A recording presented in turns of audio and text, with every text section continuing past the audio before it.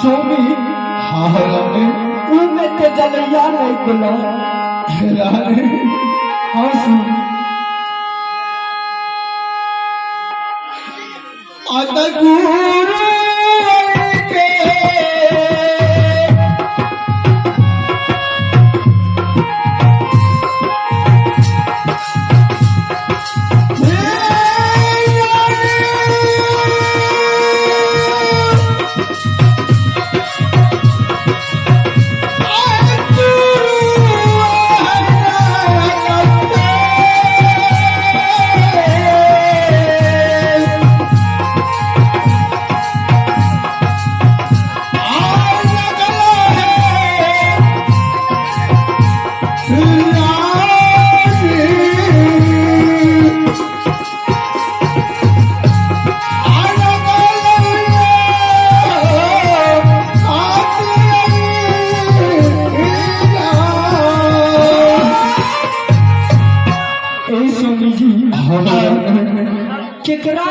से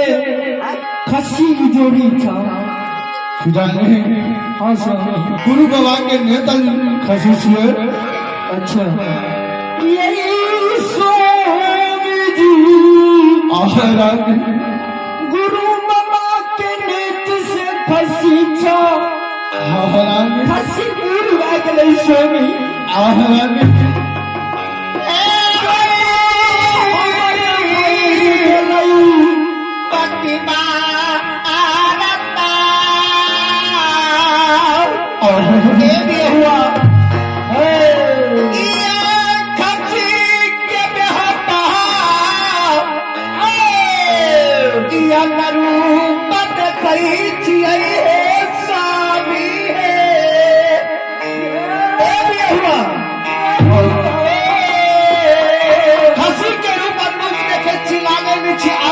बचता रानी स्वामीनाथ में हुआ आहारान गुरु बाबा के गली में मार गई गुरु बाबा के बल कंदली में बाघ सिंघारियार खा गला गुरु बाबा टोपी के तार भुला गला गुरु बाबा जी में गुरु बाबा यज्ञविद के याद कर भुला गया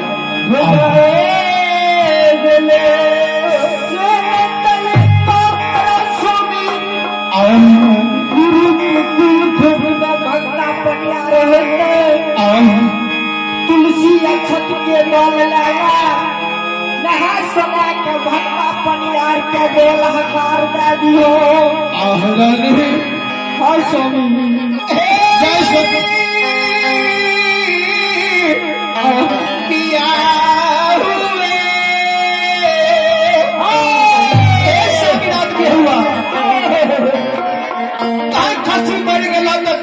नेत्र खसी छ गुरु पद लाग देता से ने स्वामी ई अछमीत पूर्ण नगर से तुलसी के दल ले लियो गुरु के अंश में कोई ने को भक्त पंजियार भेल हेते ओकरा तुलसी अक्षत के डोल जाके अछमीत के बोला आपू खसी के सुसार लगा दियो रानी हमर मयूर जलई के तरस चिंता फिकीर नहीं छई खसी सोनी मर जते त मन के मोल मोले में रह रानी स्वामी जी जय छबे में गुरु हमर कॉल जना गलैया से कौन के तू भुला गया रानी वो कौन का तू भूल गल रानी गुरु बाबा के जागर काल कही है राजा रानी जब हमें कदली से बहुत देवा उस समय में तोर खसी आता हो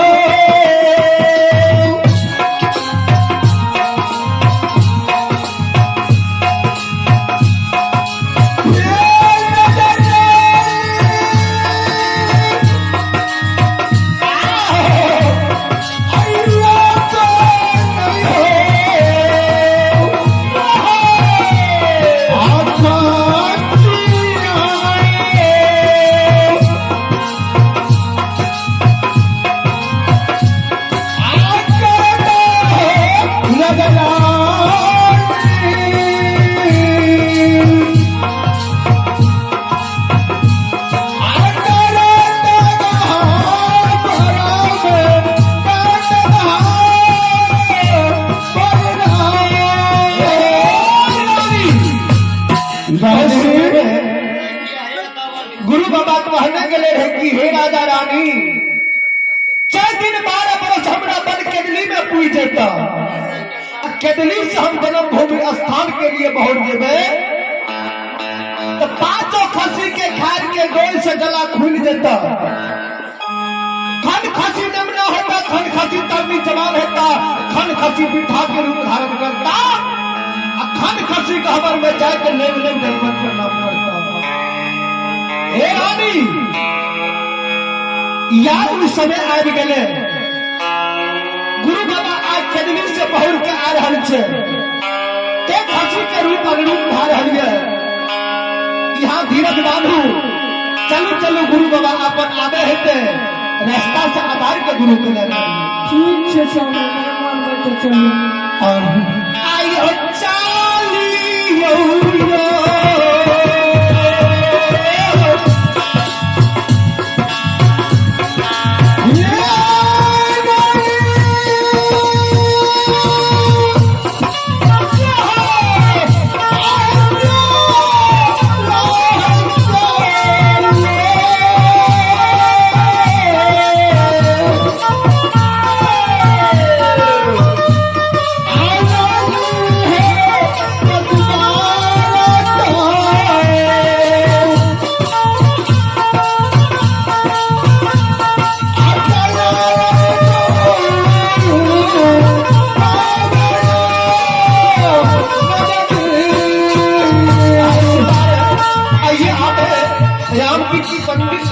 के स्वपुत्र भगवान के दरबार में श्री ठाकुर जी के दरबार में शानदार 101 रुपये की दाव दिए हैं विकास बाबू की तरफ से। श्रोता बंधु मैं भगवान से विनती करूंगा, श्री हरिगुरु से विनती करूंगा ऐसे बच्चे को सदा सुखी बनाए रखे, चाहे दानी बाबू की चाहे दानी बाबू की समस्त परिवार की चाहे उनकी माता पिता की जय हो।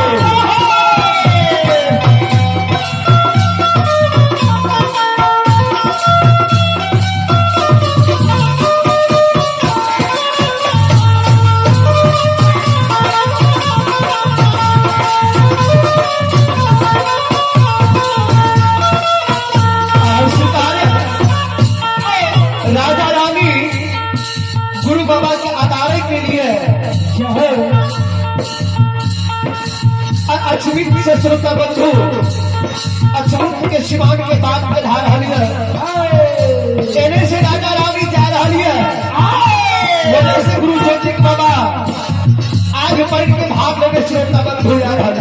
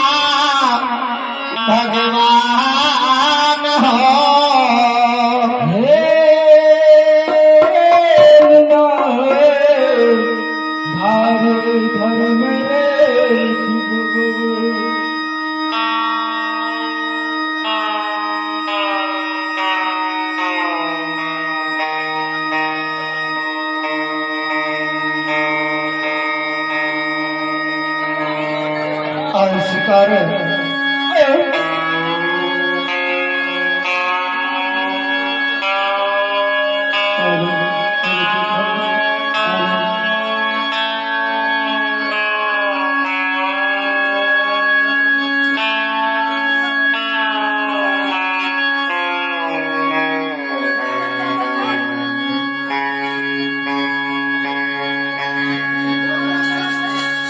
श्रोता बंधु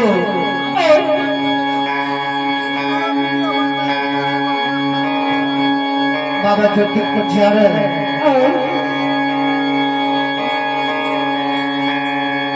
श्रोता भगवान राजा चंद्रवली के द्वार के बाद भेले उन्हें से राजा रानी आ रहा से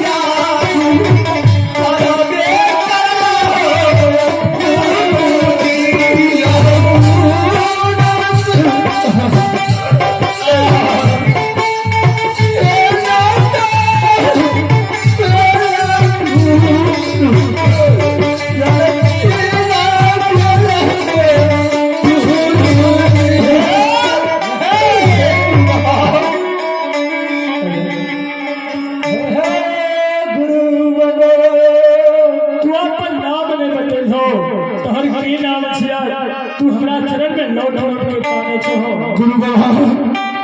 हाँ, नहीं बहागल राजा के देख दिन हो राजा भगवान हमार दीन दुर्दीन करत गुरु फकीर बन गेलिए गुरु बाबा तू अपन नाम बताबा सही सही ई तोहर की नाम छिया की दुर्दशा कर खाए गला गुरु बाबा कतक घर से की तोहर नाम छिया हमें नाम राजा चंद्रवली छियो गुरु बाबा राजा चंद्रवली हाँ राजा गुरु बाबा जय हो जय हो बोलो बोलो माता भगवती राजा हाँ बाबा तोहर की दुर्दशा हाँ बाबा तू ही बतावा कि तोरा के झूठा वचन कह के गलिया तोरा पूरा भेला कि नहीं भेला गुरु बाबा हाँ राजा तेरे बहुत बचत टूटे दिलहा बाबा आइए श्रोत भगवान गुरु के मिलन पर भगवान के दरबार में श्रवण कुमार के सुपुत्र राकेश कुमार इस गुरु के मिलन पर भगवान के दरबार में शानदार 11 रुपये दान दिए ऐसी दानी बाबू की जय हो दानी बाबू की समस्त परिवार की जय हो गुरु बाबा हाँ राजा आता झूठे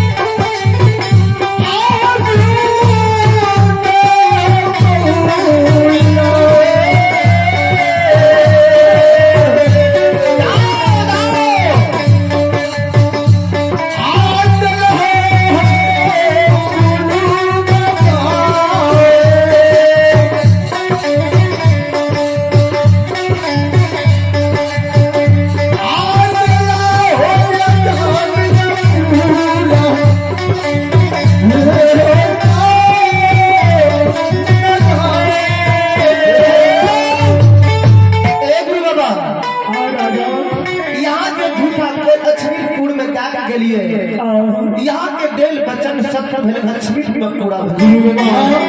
हाँ राजा एक लाल पुरण से 5 गो संतान जन्म लेलका लेकिन हे गुरु बाबा जितना तू बात बता के गेल हो तो अनुसार चले में जोगी बन के लीलाधारी गुस्सेला खसी दान में मांग लगे खसी दान में दे दिए जय कारणी धमराज बाबा जय कल्याणी मालिक लीलाधारी 5 बेटा के श्राप ले लिए 5 बेटा हम रचनात में मार ले गुरु बाबा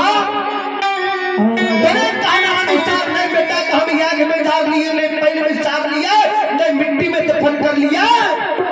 5 बेटा के 5 मनोसा में बना को हमर घर बना के दिया ओए दिन से अचमित के नगर सोर सिपाही सब हमरा जाति से बांट लगा राजा से फकीर बन गए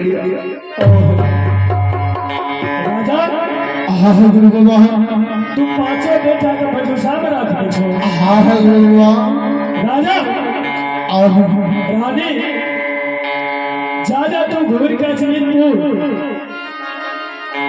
सबसे अजमीरपुर में तुलसी के दौल हटा दे दियो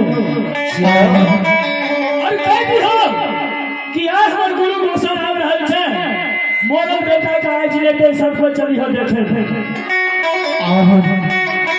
राजा चलो तोरा पीछा से मांग रहल छी राजा ठीक है गुरु अरे बाबा कतक लोग भगवान करते तू अपना तुलसी के दल लाके सबसे अजमीर के दल हटा कर दियो श्रोता बंधु राजा रानी के बच्चन में लड़का राजा